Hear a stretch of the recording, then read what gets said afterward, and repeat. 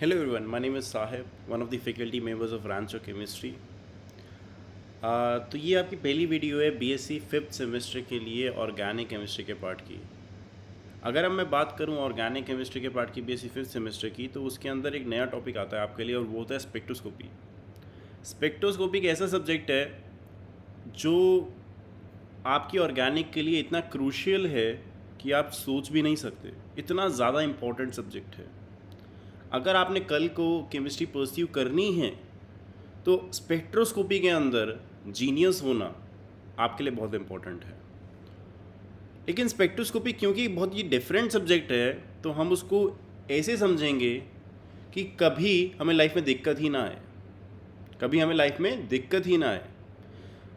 तो स्पेक्ट्रोस्कोपी पर direct jump करने से पहले, मतलब कि IR, NMR, UV स्पेक्ट्रोस्कोपी जो आपके सिलेबस में है उस पर डायरेक्टली जंप करने से पहले हम पहले ये समझेंगे कि स्पेक्ट्रोस्कोपी होती क्या है और हम करते क्यों हैं। क्योंकि बहुत नया है तो ये सब भी पहले आपको जानना पड़ेगा। तो स्पेक्ट्रोस्कोपी होती क्या, अगर मैं एक लाइन में बोलना चाहूँ कि व्हाट इज स्पेक्ट्रोस्कोपी, मैं एक लाइन में अगर बोलना चाहूँ व्हाट इज स्पेक्ट्रोस्कोपी, तो आप सिर्फ इतनी सी बात को जानिए कि spectroscopy is the interaction of light with the matter, light with the matter. मैं यहाँ पे मैटर के साथ लाइट के इंटरैक्शन बोल रहा हूँ, तो उससे हमें लेना देना क्या है वो आगे जाके पता लगेगा। लेकिन जो मैं यहाँ पे लाइट का मेंशन कर रहा हूँ ना, स्पेसिफिकली लाइट मेंशन कर रहा हूँ यहाँ पे, वो लाइट आपकी नॉर्मल ट्यूबलाइट से निकलती हुई लाइट की बात नहीं कर रहा हूँ कि आपको ट्यूबलाइट से लाइट निकल रही है and you can see everything around this room. तो ये लाइट ट्यूबलाइट की निकलती हुई लाइट की बात नहीं कर रहा हूँ। I am talking about a light that is a electromagnetic radiation, that is electromagnetic radiation. Electromagnetic radiations जो होती हैं, what are those electromagnetic radiations? क्या होती हैं? आपके पास लाइट ना दो तरीके की होती है। लाइट दो तरीके की होती है, एक पार्टिकल नेचर की होती है और एक होती है वेव नेचर की। तो इसके बेसिस पे बहुत सारे एक्सपेरिमेंट है कि लाइट पार्टिकल होती है या वेव होती है। We are least bothered about it right now. लेकिन आपके पास अगर मैं वेव नेचर की बात करूँ तो you have electromagnetic radiations, that is just कि आपकी एक लाइट वेव है जो आपके एक मीडियम से पास कर रही है, एंड उस मीडियम से जब वो पास कर रही है तो उसके अंदर उसके इलेक्ट्रिक वेक्टर्स, इलेक्ट्रिक फील्ड के वेक्टर्स और उसके मैग्नेटिक फील्ड के वेक्टर्स आपस में परपेंडिकुलर हैं जब वो प्रोपोगेट कर रही है एक मीडियम के थ्रू। ऐसी टाइप की रेडिएशंस जो ऐसा काम करती हैं, जिनके अंदर इलेक्ट्रिक फील्ड का वेक्टर और आपका मैग्नेटिक फील्ड का वेक्टर आपस में परपेंडिकुलर होता है और एक डायरेक्शन में प्रोपोगेट कर रही होती है किसी भी मीडियम से, उन रेडिएशंस को इलेक्ट्रोमैग्नेटिक रेडिएशंस बोलते हैं। और इलेक्ट्रोमैग्नेटिक रेडिएशंस बोलने के साथ साथ मैं आपको ये भी बताना चाहूँगा कि आपके पास सिर्फ एक टाइप की इलेक्ट्रोमैग्नेटिक रेडिएशंस नहीं, आपके पास बहुत सारी इलेक्ट्रोमैग्नेटिक रेडिएशंस होती हैं, जिस टोटल 7 तरीके की होती हैं, जिसमें से आपने सुना होगा माइक्रोवेव्स। माइक्रोवेव जो आपके घर पे माइक्रोवेव पड़ा है उसके अंदर से जो पास हो रही है microwave rays, that is also electromagnetic radiation. जो ट्यूबलाइट से निकल के आ रही है that is a visible radiation. आपके सन से निकल के आ रही है दैट इज यूवी रेडिएशन। आप जब किसी को फ्रैक्चर हो जाता है या कुछ हो जाता है तो बोन डिटेक्शन के लिए वी यूज़ एक्सरेज नो। तो ये सारी की सारी इलेक्ट्रोमैग्नेटिक रेडिएशन से टोटल 7 तरीके की होती है। तो आप इस GIF में देख सकते हैं कि आपके पास जो वेव चल रही है that has electric field vector and it has आपका मैग्नेटिक फील्ड वेक्टर, एंड दोनों के दोनों आपस में परपेंडिकुलर है। दोनों के दोनों आपस में परपेंडिकुलर है जब वो प्रोपगेट कर रही है थ्रू अ मीडियम। अब इस इलेक्ट्रोमैग्नेटिक रेडिएशंस की अगर मैं बात करूं तो आपके पास इसकी कुछ कैरेक्टरिस्टिक्स होती हैं जो आपको पता होनी चाहिए। पहली बात तो मैं नॉर्मली एक साइकिल ड्रॉ करूंगा जो एक प्रॉपर साइकिल होती है मेरे इलेक्ट्रोमैग्नेटिक रेडिएशंस की। अगर मैं बात करूं एक साइकिल, तो ये आपको दिख रहा है, ये ब्लू वाले के ऊपर रेड वाला जो मैं मार्क कर रहा हूं, this is one cycle, this is one cycle of a wave, this is one cycle of a wave. उसके बाद अगर मैं कहूं कि आपकी इस स्पेसिफिक वेव की वेवलेंथ कितनी है, तो आप क्या कीजिए कि ऊपर के टॉप्स या नीचे के बॉटम्स इनके बीच का जो डिस्टेंस होता है दैट इज कॉल्ड वेवलेंथ। जो ऊपर वाले टॉप्स होते हैं we call them as crest, and जो नीचे वाले बॉटम होते हैं we call them as troughs. तो क्रेस्ट और ट्रफ्स के बीच का जो डिफरेंस होता है, डिस्टेंस होता है, that is called your wavelength. ये वेवलेंथ होती है आपकी, रिप्रेजेंटेड बाय लैम्डा। और फिर आपके पास एक फ्रीक्वेंसी आती है, फ्रीक्वेंसी भी एक कैरेक्टरिस्टिक रहती है एक वेव की। तो फ्रीक्वेंसी क्या होती है? आप मान लीजिए कि यहाँ पे एक पॉइंट ले लिया आपने, ये ब्लू कलर का मैं मार्क कर रहा हूँ यहाँ पे पॉइंट, आपने एक पॉइंट ले लिया। इस पॉइंट से 1 सेकंड के अंदर कितनी साइकिल्स ऑफ वेव्स पास कर सकती हैं, एक साइकिल मैंने आपको रेड से ड्रॉ करके बता रखी है। उसके बाद एक पॉइंट से कितनी साइकिल्स पास कर सकती हैं 1 सेकंड के अंदर, that is called your frequency. यहाँ पे तो आपको दिख रहा है कि 1 सेकंड के अंदर बहुत आधी से भी कम वेव्स पास हो रही हैं, लेकिन असल में आपकी एक वेव की जो स्पीड होती है that is near to the speed of light. और अगर मतलब कि स्पीड ऑफ लाइट जो होती है आपकी 3 × 10⁸ मीटर पर सेकंड जो होती है आपकी, that is way too fast. और उसके अगर मैं यहाँ पे लगाऊंगा उस वेव को, अगर मैं इस पॉइंट से पास करूँगा तो पता नहीं कितनी साइकिल्स पास हो जाएंगी। तो frequency is also having a good term, frequency is also having a good number inside it. Okay, तो आपके पास वेवलेंथ हो गया, फ्रीक्वेंसी हो गया, उसके बाद आपका एक और टर्म आती है, कैरेक्टरिस्टिक आती है, that is called wave number, that is called wave number. अगर वेव नंबर की बात करें तो उससे पहले हम वेवलेंथ, फ्रीक्वेंसी और एनर्जी की एक बार बातें करते हैं दोबारा। वेवलेंथ जो होता है मैंने आपको बताया क्या होता है, wavelength is just the distance between your two crest और टू ट्रफ्स। ओके, और जो वेवलेंथ होता है that is in the order of 10⁻⁹, यानी कि अगर मैं कहूँ तो नैनोमीटर्स की ऑर्डर्स में होता है। 10⁻⁻10 यानी कि आपके पास आर्मस्ट्रॉन्ग्स में होता है, आर्मस्ट्रॉन्ग्स के मेजरमेंट्स तक होता है, और आपके पास 10⁻12 तक भी जा सकता है, पिकोमीटर्स तक। तो बहुत ही स्मॉल क्वांटिटी है ना वेवलेंथ, बहुत ही स्मॉल क्वांटिटी है।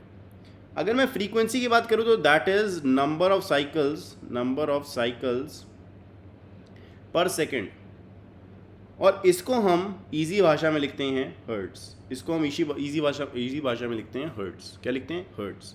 फ्रीक्वेंसी हम ऐसे लिखते हैं।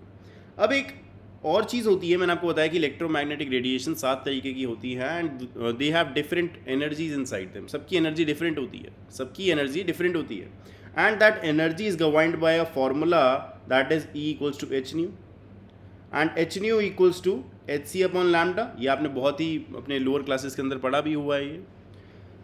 और अब मैं इसको ध्यान से देखूं तो energy is inversely proportional to lambda and energy is directly proportional to आपका क्या? फ्रीक्वेंसी।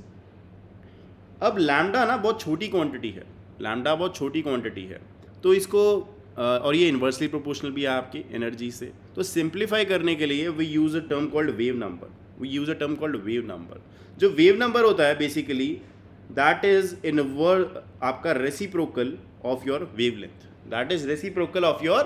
वेवलेंथ। और अगर मैं ये रेसिप्रोकल है वेवलेंथ का, तो ऑब्वियसली एनर्जी क्या होगी? Directly proportional to wave number हो गई अब आपके पास। अगर वेवलेंथ की वैल्यू बहुत छोटी होती है, नियर अपॉन 10⁻12 के करीब है मान लीजिए, तो वेव नंबर की क्या होगी? वेव नंबर की जो वैल्यू आ जाएगी वो आ जाएगी 10⁻12 के करीब आ जाएगी, and that is a good quantity to measure. तो आपको दिखेगा जब आप स्पेक्ट्रोस्कोपीज डिफरेंट पढ़ेंगे कि आपके पास कभी आप वेवलेंथ यूज़ कर रहे हैं किसी स्पेक्ट्रोस्कोपी में, कभी फ्रीक्वेंसी यूज़ कर रहे हैं, कभी वेव नंबर यूज़ कर रहे हैं, कभी डायरेक्ट एनर्जी यूज़ कर रहे हैं। तो this depends upon the type of spectroscopy, this depends upon the number that you are getting. अगर आपके पास नंबर बहुत छोटा है तो आप प्रेफर करते हो वेव नंबर के फॉर्म में आप लिखो अपनी चीज़ों को, जैसे आप IR स्पेक्ट्रोस्कोपी में पढ़ेंगे। आप नैनोमीटर्स में वेवलेंथ को मेजर करते हैं जब आप UV स्पेक्ट्रोस्कोपी पढ़ते हैं, जब आप UV स्पेक्ट्रोस्कोपी में एब्जॉर्बेंस और वेवलेंथ के बीच का ग्राफ पढ़ते हैं। तो आगे जाके उन चीज़ों के बारे में बात करेंगे, लेकिन अभी के लिए सिर्फ कैरेक्टरिस्टिक्स के बारे में पता होना बहुत ज़रूरी था। ठीक है, आगे चलते हैं और बात करते हैं इलेक्ट्रोमैग्नेटिक स्पेक्ट्रम की। जो आपके पास इलेक्ट्रोमैग्नेटिक रेडिएशंस होती हैं डिफरेंट तरीके की, अगर मैंने बोला आपको डिफरेंट एनर्जीज की होती है सारी की सारी, अगर मैं उन सबको इकट्ठा करके एक चार्ट के अंदर डाल दूँ तो that will be called electromagnetic spectrum. ठीक है, तो ये इलेक्ट्रोमैग्नेटिक स्पेक्ट्रम अगर मेरे पास आ गया है तो इसको अगर मैं देखूँ तो एनर्जी जो होती है हर एक वेव की वो इस साइड की तरफ इंक्रीज होती है, यानी कि जो गामा रेज होती है आपके पास that has the most energy. Radio waves has the least energy. और आपके पास ध्यान से देखो तो यूवी और विजिबल की एनर्जी ज़्यादा है IR से, और IR की ज़्यादा है माइक्रोवेव से। ये क्यों बता रहा हूँ? आगे जाके पता चलेगा। तो ये बस एक इलेक्ट्रोमैग्नेटिक स्पेक्ट्रम होता है जो डिफरेंट इलेक्ट्रोमैग्नेटिक रेडिएशंस को एक फॉर्म में अरेंज करके लिखता है। अब आपके पास स्पेक्ट्रोस्कोपी जो होती है ना वो 2 तरीके की होती है। स्पेक्ट्रोस्कोपी जो होती है, interaction of light with matter जो होता है, वो 2 तरीके से आप करवा सकते हो। एक आप करवा सकते हो एब्जॉर्प्शन के वे में, एक आप करवा सकते हो एमिशन के वे में। एब्जॉर्प्शन और एमिशन दोनों से ही आपको नाम से ही पता चल जाएगा कि इसमें चल क्या रहा है। एब्जॉर्प्शन में एब्जॉर्ब होगा कोई चीज़, एमिशन में कोई चीज़ एमिट होगी, यही काम चल रहा है।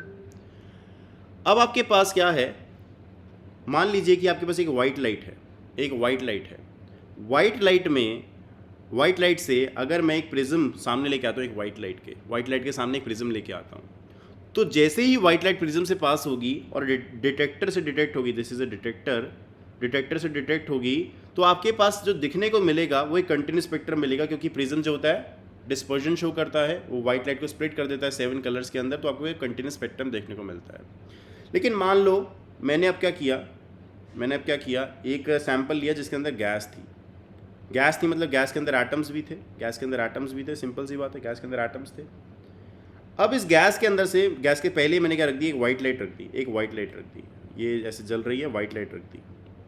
अब जैसे ही इसकी वाइट लाइट गैस के सैंपल से पास हुई और उसके बाद प्रिज्म से पास हुई, फिर डिटेक्टर पे डिटेक्ट हुई, तो मुझे ऐसा देखने को मिला कि मिलना मुझे कंटिन्यूस स्पेक्ट्रम चाहिए था ऐसा वाला, लेकिन मिला मुझे कैसा, नीचे जैसे आपको दिख रहा है एब्जॉर्प्शन लाइन स्पेक्ट्रम, ऐसा देखने को मिला। ऐसा क्यों हुआ कि मुझे नीचे ऐसा देखने को मिला? ऐसा क्यों हुआ? क्योंकि आपके पास जो गैस का सैंपल है उसके अंदर क्या है, एटम्स है। एटम्स के अंदर क्या होते हैं, इलेक्ट्रॉन्स होते हैं। एटम्स के अंदर इलेक्ट्रॉन्स होती हैं। जैसे ही आप किसी भी एटम के अंदर विजिबल लाइट पास करते हो, यानी कि आपकी इधर जो रोशनी है यूवी या विजिबल लाइट पास करते हो, तो क्या होता है, इलेक्ट्रॉन्स ना एक्साइट हो जाते हैं। अगर इलेक्ट्रॉन्स एक्साइट होते हैं तो वो कुछ एनर्जी लेंगे तभी तो एक्साइट होंगे, यानी कि कुछ एनर्जी एब्जॉर्ब करेंगे वाइट लाइट में से, तभी तो एब्जॉर्ब होंगे। तो जो आपको ये एब्जॉर्प्शन लाइन स्पेक्ट्रम में ये ब्लैक लाइंस दिख रही हैं, this is representing the portion of energy that has been absorbed by the electrons of an atom inside the gas, और तभी तो वो आपको कंटिन्यूस स्पेक्ट्रम में डिटेक्टर में डिटेक्ट नहीं हो रही है, क्योंकि वो एब्जॉर्ब हो चुकी हैं। इस वजह से इस वाली स्पेक्ट्रोस्कोपी को हम बोलते हैं एब्जॉर्प्शन स्पेक्ट्रोस्कोपी, जहाँ पे आपके पास किसी भी बाहर की लाइट का एब्जॉर्प्शन होता है, और वो हमें स्पेक्ट्रम से देखने को भी मिल रहा है। अब एक होती है एमिशन स्पेक्ट्रोस्कोपी। एमिशन स्पेक्ट्रोस्कोपी के अंदर क्या है कि आपके पास एक गैस का सैंपल ले लो आप, जो पहले से ही एक्साइटेड है, उसको हम हॉट गैस बोल रहे हैं क्योंकि उसका काफ़ी हाई टेम्परेचर है, उसको हाई टेम्परेचर पे एक्साइट किया हमने। अब आपके पास जब एक्साइटेड गैस पड़ी है और आप उसको प्रिज्म से पास करोगे, तो आपको देखने को मिलेगा कि एक्साइटेड गैस में पहले से एक्साइटेड इलेक्ट्रॉन्स थे, मतलब वो इलेक्ट्रॉन्स जब डी एक्साइट होंगे तो वो रेडिएशंस को एमिट करेंगे, और वो रेडिएशंस जब प्रिज्म से पास होके आपके डिटेक्टर पर डिटेक्ट होंगी, तो वो कुछ फॉर्म्स में मुझे एक ब्लैक प्लेट के ऊपर देखने को मिलेंगे, क्योंकि मैंने अभी वाइट लाइट तो डाली नहीं। अगर वाइट लाइट डाली होती तो मुझे कंटिन्यूस स्पेक्ट्रम मिल जाता, लेकिन मैंने सिर्फ एक गैस का सैंपल लिया, उसमें से रेडिएशंस निकलवाई, तो मेरे पास क्या हुआ, एमिट होके निकले कुछ रेडिएशंस जो मुझे ब्लैक प्लेट के ऊपर देखने को मिल गई हैं। और ये मिली क्यों है, क्योंकि पहले से मेरा सैंपल एक्साइटेड था आपका। ठीक है, तो आगे चलते हैं। ये एब्जॉर्प्शन और एमिशन स्पेक्ट्रोस्कोपी का हमने थोड़ा सा डिटेल पढ़ा। अब जो एमिशन स्पेक्ट्रोस्कोपी होती है that is used for study of atoms, and जो एब्जॉर्प्शन स्पेक्ट्रोस्कोपी होती है that is basically used to determine the structure of an atom, और स्ट्रक्चर ऑफ अ कंपाउंड।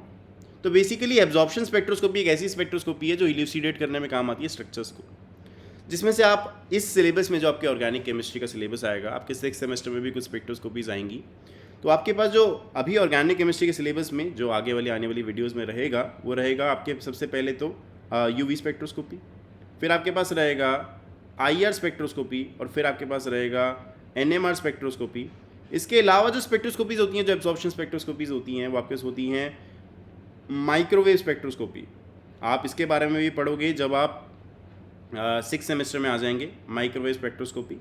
और फिर आपके पास होता है 5th में जैसे ESR स्पेक्ट्रोस्कोपी। तो ऐसी बहुत सारी स्पेक्ट्रोस्कोपीज़ हैं जो एब्जॉर्प्शन स्पेक्ट्रोस्कोपी की कैटेगरी में आती हैं। अब आगे चलते हैं। मैंने आपको इतनी सारी स्पेक्ट्रोस्कोपीज़ के बारे में बताया और मैंने बोला ये सारी एब्जॉर्प्शन स्पेक्ट्रोस्कोपीज़ है। उसका एक एग्जाम्पल आप यहाँ पे देख सकते हैं। ये एग्जाम्पल है IR स्पेक्ट्रोस्कोपी का। जो IR स्पेक्ट्रोस्कोपी होती है, जो आपके आने वाले टाइम में आएगी, वो बेसिकली काम करती है एटम्स की वाइब्रेशंस के साथ या मॉलिक्यूल्स की वाइब्रेशंस के साथ। तो अगर एक मेरा मॉलिक्यूल वाइब्रेट हो रहा है और मान लो कि मैंने उसको इंटरैक्ट करवाया IR वेव्स के साथ, तो क्या होगा, तो आपका मॉलिक्यूल उस IR वेव को एब्जॉर्ब कर लेगा और एब्जॉर्ब करने के बाद क्या होगा, वो और ज़्यादा एम्पलीट्यूड से वाइब्रेट करना शुरू कर देगा। तो मैंने आपको यूवी स्पेक्ट्रोस्कोप मतलब कि मैंने आपको अभी थोड़ी देर पहले मैंने आपको बताया कि एब्जॉर्प्शन स्पेक्ट्रोस्कोपी और एमिशन स्पेक्ट्रोस्कोपी में कि इलेक्ट्रॉन्स क्या करते हैं, इलेक्ट्रॉन्स एक्साइट हो जाती हैं आफ्टर एब्जॉर्बिंग सम विजिबल लाइट। तो थोड़ा थोड़ा आइडिया ऐसा लगा मेरे को कि जब मैंने यूवी लाइट आपको ट्रीट करवाई एक मैटर के साथ, तो मेरे इलेक्ट्रॉन्स एक्साइट हो गए। मैंने IR स्पेक्ट्रोस्कोपी जब मैं पढ़ रहा हूँ, यानी कि IR वेव्स मैंने दी अपने मॉलिक्यूल को, तो मेरा मॉलिक्यूल और तेज़ी से वाइब्रेट करना शुरू हो गया। मतलब जितने भी टाइप के इलेक्ट्रोमैग्नेटिक रेडिएशंस हैं वो कुछ डिफरेंट चेंजेस लेके आती है मेरे एटम्स या मॉलिक्यूल्स के अंदर, डिफरेंट चेंजेस लेके आती है मेरे एटम्स या मॉलिक्यूल्स के अंदर। जो आपके पास यूवी स्पेक्ट्रोस्कोपी आप पढ़ोगे आने वाले टाइम में, वो इलेक्ट्रॉन्स की एक्साइटेशन से डील करेगी। जो IR स्पेक्ट्रोस्कोपी है वो मॉलिक्यूल की वाइब्रेशन से डील करेगी। और ऐसी ही डिफरेंट स्पेक्ट्रोस्कोपीज के बारे में जस्ट अभी मैं आपको बताता हूँ। जैसे आपके पास फर्स्ट जो यहाँ पे GIF दे रखी है, दिस इज इलेक्ट्रॉन एक्साइटेशन। जो सेकंड है आपके पास, this is vibration, this is molecule का वाइब्रेशन। थर्ड वाला है आपके पास मॉलिक्यूल का रोटेशन, क्या है, मॉलिक्यूल का रोटेशन। फोर्थ वाला है आपके पास मॉलिक्यूल का ट्रांसलेशनल मोशन मतलब कि मॉलिक्यूल की आवारागर्दी, मॉलिक्यूल घूम रहा है बस, ट्रांसलेशनल मोशन, ठीक है। तो अगर मैं देखूं ध्यान से, तो सबसे ज़्यादा जो एनर्जी चाहिए होती है ना, इनके अंदर, कि किस पार्ट को सबसे ज़्यादा एनर्जी चाहिए to perform its motion, to perform its process, तो आप कहोगे कि सबसे ज़्यादा इन चारों में से इलेक्ट्रॉन एक्साइटेशन को सबसे ज़्यादा एनर्जी चाहिए होती है। एंड तभी आप यूवी या विजिबल रीजन की लाइट को पास करते हो इसके अंदर to perform this process to excite an electron, तभी आप यूवी स्पेक्ट्रोस्कोपी पढ़ते हो।